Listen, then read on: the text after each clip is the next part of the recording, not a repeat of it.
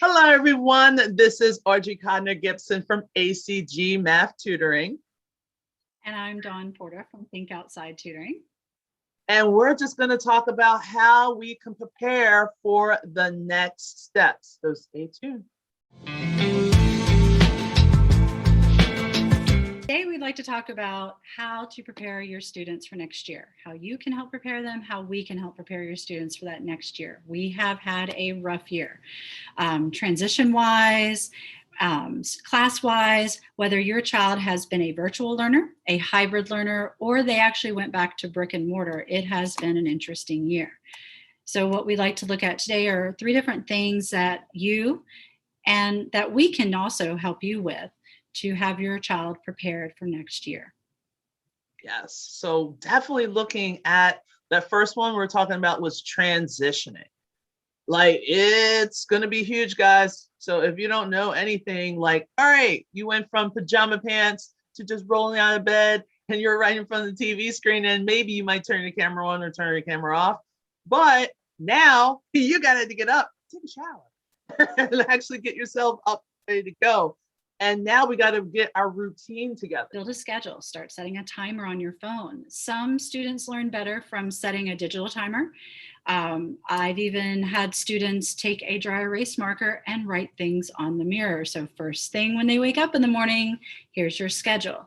It may be good to start it. Let them have a break in June. We all need a break. Everybody needs a break. Teachers need a break. Tutors need a break. Students need a break. Let them start to build a schedule in July. Get them used to that schedule, especially if they're going back to brick and mortar. They're going to need to have that schedule built in. Like you said, buy a new pair of pants and make sure that they are on time for any class, whether it's online or brick and mortar. Yes, because that's going to be an interesting transition. And also, as parents, don't overwhelm yourself. Like, now that things are opening up, don't overwhelm me like, oh, I can go back to my same schedule that I had before. It was crazy before the pandemic. What do you think is going to be like after? Take it step by step. So I really think that transition is going to be huge. What do you think the second part is going to be? Checking the organizational skills, just going from that transition. If your child's going from elementary to middle to high school to college, even from 2nd to 3rd grade, it's a huge transition.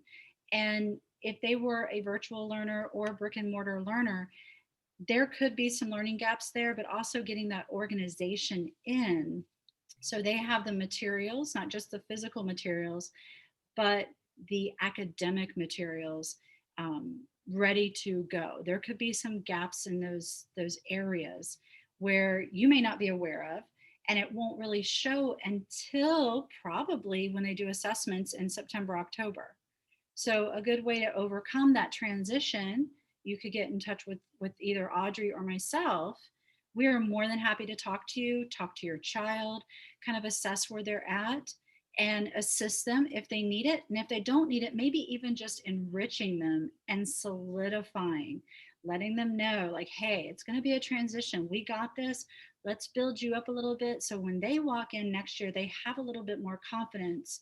They may know a little bit of what to expect from all the transitions and from last year, but really kind of having that, okay, I do have this. It will be okay for next year. So organizational skills are big. Time management is big. Let's solidify those skills. Yes, definitely. We need to look at, or the parents need to look at for next year, because it is going to be a big year. Which is kind of leading into our third one. Like, what are the plans? Like, what are some of those things that's going on? From what I've heard, and we're in Florida, Florida's completely opened up. From what we've heard, the plan is everything opens. There will be no more hybrid, but yet you'll have a virtual component. If you choose, you'll be either 100% virtual or 100% brick and mortar. That's fine. But again, like you said, the state tests didn't count this year. And those state tests were, I'm not a big proponent of them, but it's good to know where your strengths and areas of growth are, because that it will help the teachers determine where to place your child, whether it's an NWA assessment or your state assessment, whatever those assessments are. They're not always graded, but it is something to say, okay, well, where do they need help in reading? Do they need help in math? it's going to be interesting because, like you said, a lot of students are passed along, and we talk about those no child left behind, and children, then we find out these children have fallen through the cracks. They're struggling. A lot of things I heard this year were difficulties with IEPs, with individualized education plans. You know, I'm talking about if you have a child on one, or 504, and things were not done as well as they could have been. And we understand that. But we also know that those are the children that are really going to maybe have a more difficult transition into next year. Yes. So this is why we're here. This is the reason why we've done this whole series. And it was kind of like to introduce a little bit of us, but at the same time, for us to help you as our tutoring services. So it's just a matter of you're giving another person that is going to help you with those areas that your child doesn't know right off the top of their head. We're helping them to build their organizational skills. We're helping them to advocate for themselves. We're helping them to basically be independent learners, what we all want for our kids. But sometimes you just need that extra help to kind of get past that barrier. I know I see it a lot with math, and I know a lot of people have that generation, like we were terrible at math. My mom was terrible at math. Grandma was terrible at math. Great grandma was terrible at math, you know, and that's just on the female side of the family. How about the other side? But now you have someone to kind of help you bridge that gap, help you to really to fill the gaps that sometimes you're like, I never knew my child didn't know their multiplication table. And it's nice to have people that they specialize in that. That was like their God-given gift. They know how to break those things, concepts down in order for your child to understand. So if anything, just look at our information below. Again, my name is Audrey Codner-Gibson from ACG Math Tutoring, and I specialize anything from Algebra 1 all the way up to college algebra. And I'm Dawn Coda with Think Outside Tutoring, and I specialize in elementary ed. So anything from first grade reading all the way up to just about algebra. I'll let Audrey handle it from there. We are more than happy to meet with you, talk to you, meet with your child, and understand that any gap is going to be a missing building block to further them to be more successful for the next class.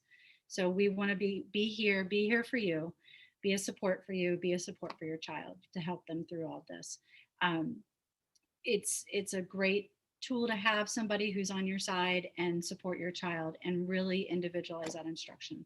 Yes, So you're not alone. And thank you so much for watching, and make sure you get in touch with us. If you need the help, we are here to help. That's why we're here. All right. Well, take care and enjoy the rest of your day.